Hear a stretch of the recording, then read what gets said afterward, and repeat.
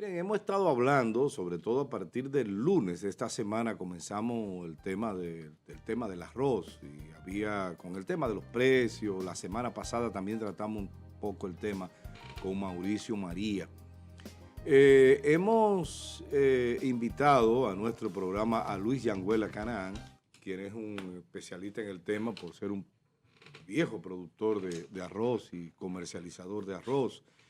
Con tradición de familia en ese renglón de la economía agrícola. Así que con él vamos a conversar acerca de este tema. Pero básicamente, ¿qué pasa con el precio del arroz? Y hay especulación en los precios. O sea, son preguntas que pretendemos hacerle a Luis para ver cómo anda el mercado.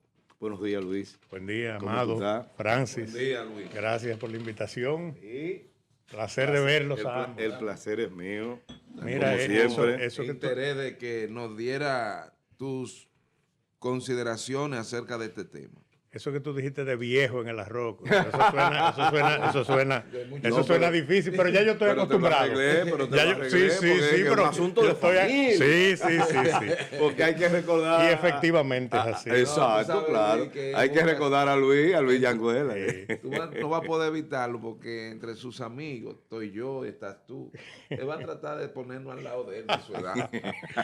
Bien, No le demente. mira, Qué malvado. yo en arroz, como tú lo dices, ¿verdad? Vengo de una tradición, Sí. porque mi papá hasta su muerte fue el que presidió la Federación Nacional de Productores de Arroz, Ok.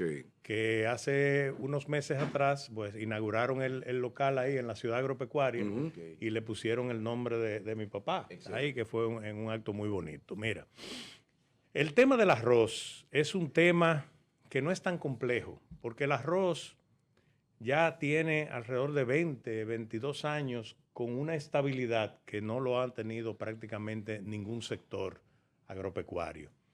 Y eso es debido a que, como es un sector fuerte en la economía, es uno de los artículos que más se consume. Nosotros tenemos, aunque ustedes no lo crean, un consumo de 127 libras de arroz per cápita por año. O sea que cada uno de nosotros se come 127 libras en un año. O sea, el que no te come tú, me lo como yo. Exacto. O el que se come de más amado. Pero el caso es que el promedio es uno de los países. Uno se ríe, pero es verdad. Sí, es uno de los países donde tiene más consumo per cápita de ese cereal. Cuando no te lo comes a mediodía, te lo comes en suyo. Exactamente. O te lo calientan en la noche. Entonces, es un cultivo que ha venido desarrollándose.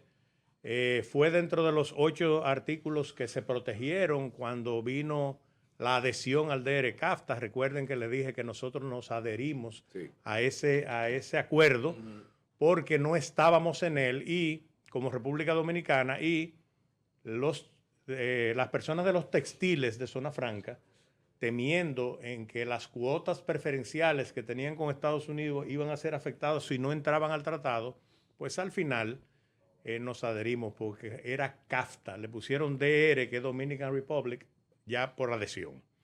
Entonces no le voy a explicar eso porque es largo y ya se ha explicado varias veces que hubo realmente un manejo que no fue el adecuado y se protegió el arroz por 20 años, que culminó el 1 de enero del 2025. Ya al 1 de enero del 2025 debió haber estado libre de aranceles la entrada de arroz consignado en el tratado, que podían entrar arroz de Estados Unidos y Nicaragua, que producía algo de arroz.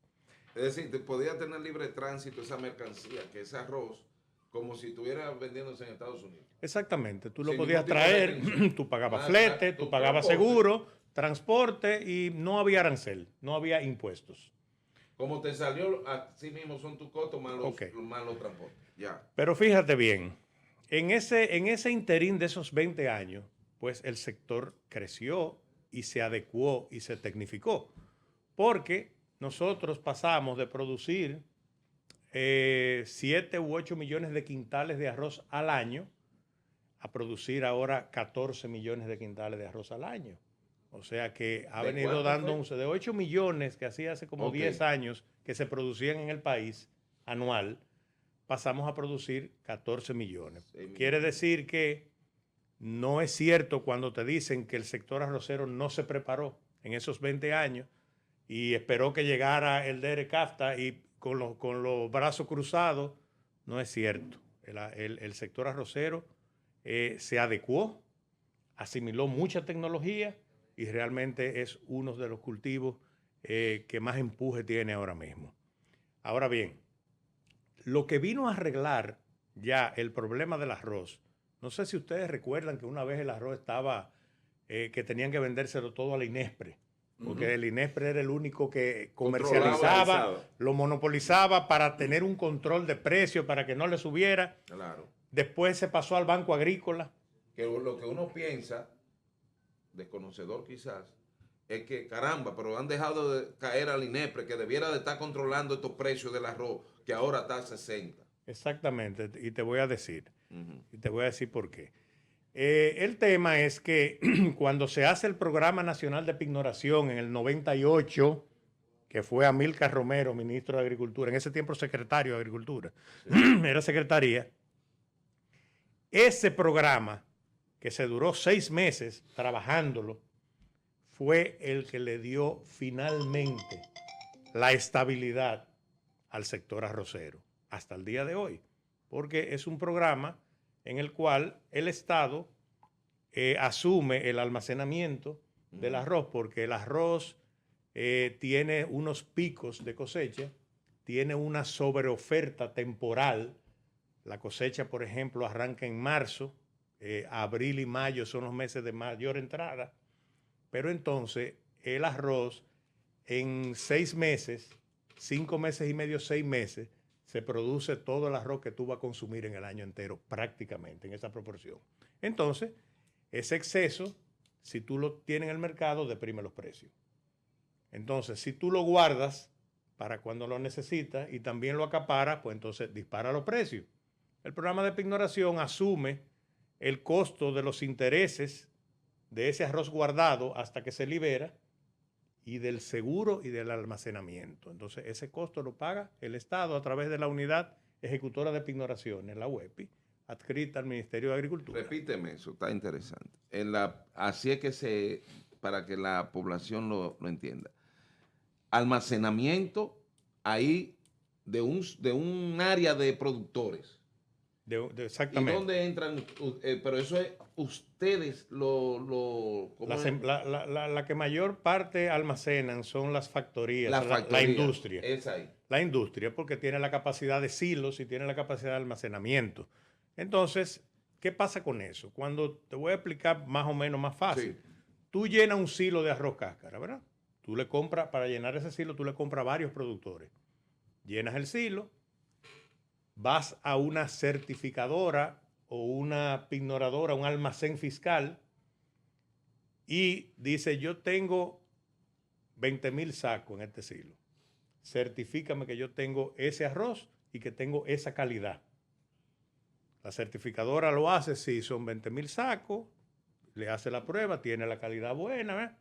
Y te emite un certificado. Yeah. Tú con ese certificado vas al banco. Entonces tú vas al banco y le dices, mira, yo tengo ahí 20,000 sacos que con el precio que fija la Comisión Nacional Arrocera todos los años, fija un precio base y un precio techo. No puede bajar de la base, no puede subir del techo. Entonces, normalmente el banco coge el precio base, que es el más bajito, y dice, mira, te voy a poner un ejemplo fácil para que entiendas, son 100 pesos por cada saco que te voy a que tú tienes ahí. Yo te voy a prestar el 80%, porque yo tengo que quedarme resguardado con el otro. Yo te voy a prestar 80 pesos. Me da mis 80 pesos. Yo le pago a los productores, porque le cogí ese arroz, le puedo pagar rápido. Sí, sí. Y entonces, cuando pasa un mes, esos 80 pesos generan unos intereses. La almacenadora que te dio el certificado es la que resguarda que tú no saques ese arroz, porque si el banco te dio el dinero, ya ese arroz, la prenda es del banco. Exacto. Por el dinero que te dio. Sí. La certificadora le pone un candado al silo y pone un custodio a cuidar. Cuando llega el mes, que te pasan la factura de almacenamiento, de seguro y de intereses. Entonces, ese departamento, que es la Unidad Ejecutora de Pignoraciones, la UEPI, que tiene un presupuesto asignado, le paga esos intereses al banco, le paga a la almacenadora y le paga a la aseguradora. O sea, la factoría no tiene que pagar eso. ¿Por qué hace esto? ¿Por qué se hace esto? Porque cuando ya la cosecha de arroz termina, como siempre termina en noviembre, diciembre, pasa entonces diciembre, enero, febrero y marzo sin cosecha, en esos 4 meses se comienza a liberar ese arroz que está pignorado para entrarlo al mercado. Exacto.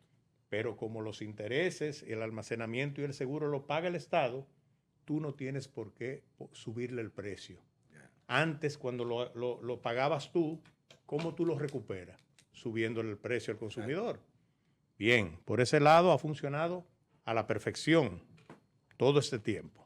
Pero parece que alguien se ha adelantado y ha puesto precio. No, fíjate ahora lo que pasa.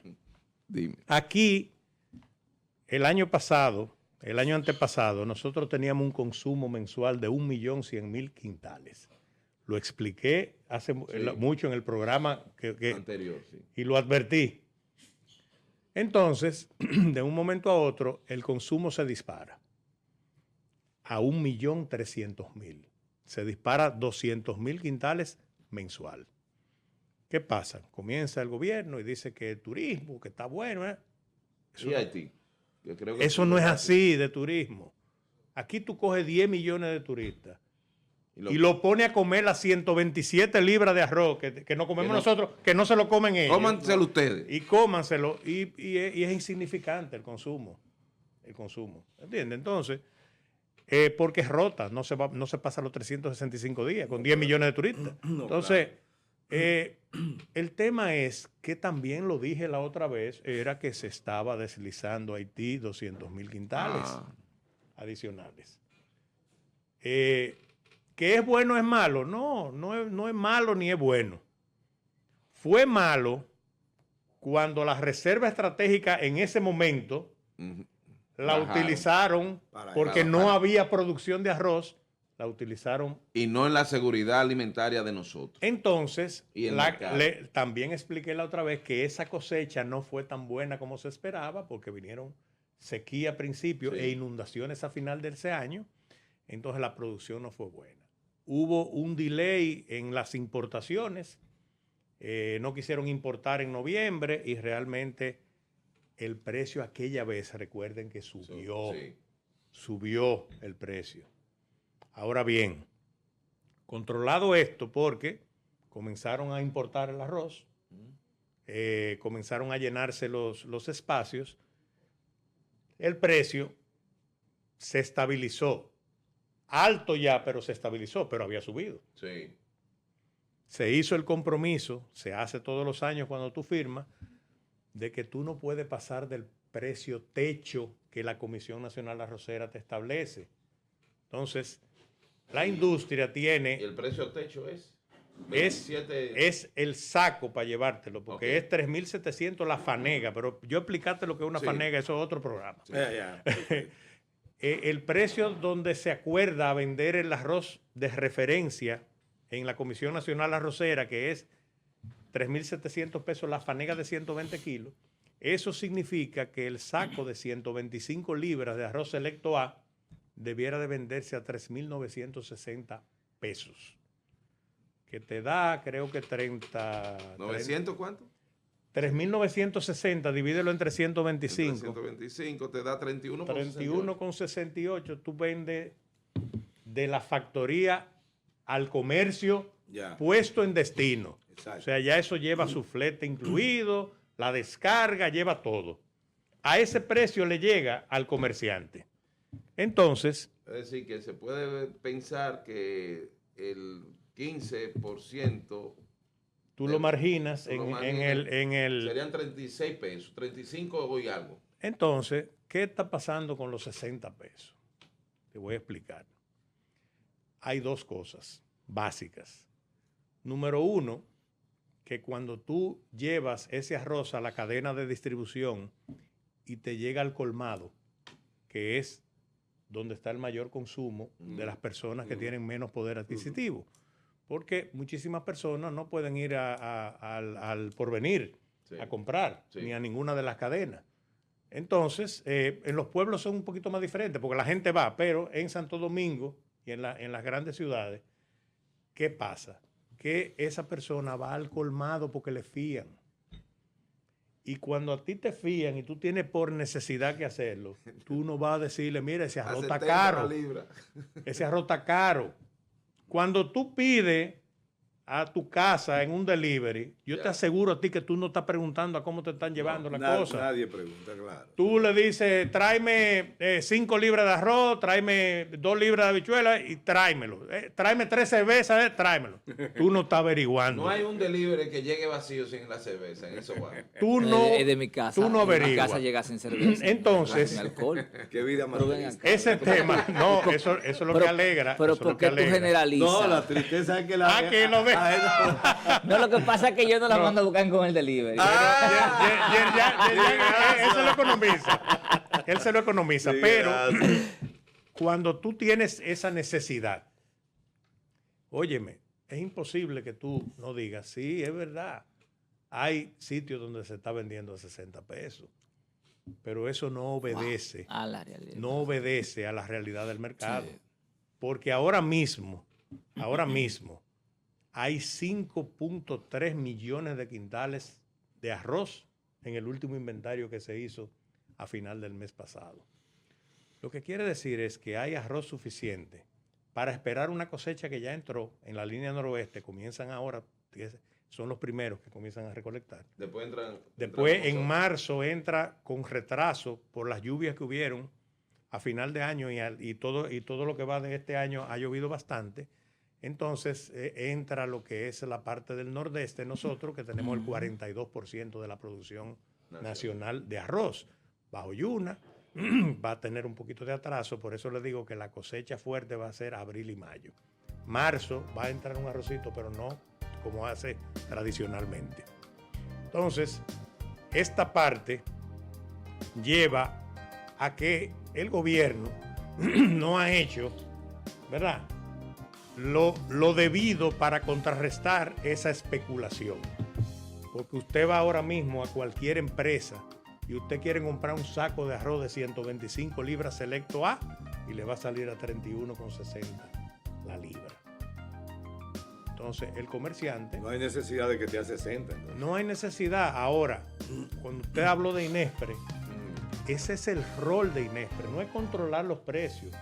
Ese es el rol del plan social, ese es el rol de las instituciones que tienen que velar porque esa persona que no tiene el poder adquisitivo para ir a comprarlo en efectivo y a un sitio donde le salga más barato, pues le suplan esa necesidad. Claro. Entonces, por eso usted ve que la población, con razón, está irritada por el tema de los precios, porque no ha habido forma de que el gobierno actual haya hecho un plan estratégico para que eso no fuera así. Pero, que no sea el plan que tiene normalmente la industria y todo, que llega a esos sectores. ¿Y a el ese INESPRE precio. no está funcionando? Pero el INESPRE cambiaron el incumbente ahora, yo no sé, porque nunca ha estado funcionando en los 4 años que pasó. Se estaban comprando y comprando plátano cuando estaban ahí, pero yo no he visto ningún... ¿Usted ha visto? No, pero yo pregunto porque... No, se han hecho los sábados, se hacía ahí, lo que pasa es que lo movieron allá. Porque yo realmente no sé. Pero lo movieron de vez en cuando a la ciudad agropecuaria, no todos los sábados, eso no es así. Entonces, pero o sea, no hay un lugar establecido que uno diga, voy el sábado a tal sitio. Bueno, no es ellos así. tenían mercados populares establecidos, yo lo que pasa es que yo no lo escucho en ningún lado. Ok. Eso es lo que le pregunto, que dónde están. Vamos a invitar al incumbente para ser objetivo, ¿verdad? Sí, y claro, darle la oportunidad. Con respecto al tema, nosotros, al parecer el mercado, como el Estado no se mete mucho ya en las ventas, o hay quienes pueden sacar hacia Haití, ¿qué se está haciendo para evitar caer en una baja de la reserva alimenticia por los negocios con Haití? Mira, el negocio de Haití, nosotros tenemos que ver a Haití como un cliente potencial nuestro en cuanto a exportaciones se refiere, porque usted envía cualquier cosa a Haití, no importa que sea terrestre, usted tiene que considerarlo como una exportación porque lo está sacando de aquí. Ahora bien, nosotros no estamos produciendo esos 200,000 quintales adicionales para enviarlo a Haití. Entonces, ¿qué es lo que se está haciendo? Este año que pasó, 2024, tuvo récord en importaciones de arroz. Fueron alrededor de 4 millones de quintales de arroz que se hubo que importar. Para acá. Para acá, se importó. No de Estados Unidos solamente. Se importó arroz de Guyana, se importó arroz de Tailandia, se importó arroz de Uruguay, se importó arroz de Brasil. Pero nosotros no íbamos a arrendar unos terrenos en Guyana para sembrar arroz. Bueno, usted lo sembraba allá en No, Guyana. yo estoy preguntando, Luis, Bueno, pero tú sabes que eso no procede. Pero eso no lo dije yo, de esa manera. Eso se lo dije yo. Ustedes tienen que invitarme más a menudo aquí. Porque eso lo dije yo, pero no lo dije en este Porque programa. yo escuché que el presidente dijo... Pero por Dios. No Mira, está número uno. Guyana no tiene experiencia en siembra de maíz. Número 2. Sí, maíz era. Maíz. Cierto, sí. Número 2. Acuérdate que era para bajarle el precio del pollo. Sí, cierto. Para que el maíz entrara más barato que... Número 2. No tiene infraestructuras viales para tú sembrar 1.8 millones de tareas que se anunció que se iba a sembrar. Sí. Y tú tener la logística de sacarlo de donde se iba a sembrar al puerto. Los puertos tampoco estaban preparados para esa cantidad de maíz. ¿Qué pasó? Que no se hizo nada. ¿Se sembró? ¿Se habló? No. Ahora el presidente va a Guyana. Ahora somos nosotros explotadores de petróleo, vamos a hacer ahora nosotros. O sea, con una crisis energética nosotros aquí, una crisis energética, a mí nadie me diga que no. Que tenemos crisis porque la luz antes no se iba y ahora se está yendo. Entonces, tú vas allá a explotar está incrementado el petróleo. Mensualmente el costo del gasoil. Claro. Es decir, el uso de la planta. Claro, no de la planta no, y de los inversores que antes estaban guardados. El inversor mío se dañó. Sí. Cuando yo fui cuando yo quise ponerlo, estaba, mire, eso no sirve. Anda a comprar otro. Comprar otro. Sí, entonces, yo no tengo inversor, porque lo dejamos de tener. Y se dañaron. La mayoría, entonces ese negocio está floreciente. Pero eso que tú dices de Guyana, eso es inviable. Eso no es posible. Entonces, si esa era la solución para bajar la carne de pollo, por eso no bajó nunca. Ni ha bajado. ¿Hay, Luis, alguna solución, digamos, rápida que pudiera revertir el tema del arroz para que llegue a la gente menos pudiente a un precio adecuado? ¿Qué pudiera hacer el gobierno en tu experiencia gubernamental como su secretario de Estado o su ministro de Estado? Mira, viceministro, ¿verdad? Sí. El área de producción. Yo fui subsecretario y fui viceministro. Bueno, fui con la secretaría y cuando fue ministerio también. En las dos épocas. Sí, en las dos épocas. Pero, ¿qué se puede hacer? Fíjate bien, hay muchísimas cosas que el gobierno puede hacer. Y yo te dije que una de ellas era identificar. Están identificados, señores, en el CIUBEN. Sí. Están identificados cuáles son las personas que tienen menores ingresos, porque todo lo que se ha hecho aquí con esas tarjetas y todo eso. Que ahí no está Danilo, Medina. ¿Verdad? Pero sin embargo le salió la tarjeta. No estoy yo. Pero le salió la tarjeta. O sea que lo que se está haciendo, señores, es algo sin planificar. Nunca han planificado. Entonces, si usted hace con el INESPRE, con el plan social, con el comedor económico, con lo que usted quiera, hace un plan, eso podría revertirse.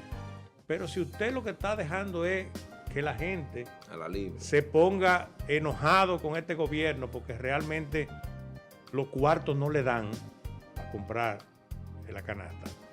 Ahora mismo viene un aumento de salario que ustedes saben lo que va a pasar. Hay aumento. Ustedes saben lo que va a pasar.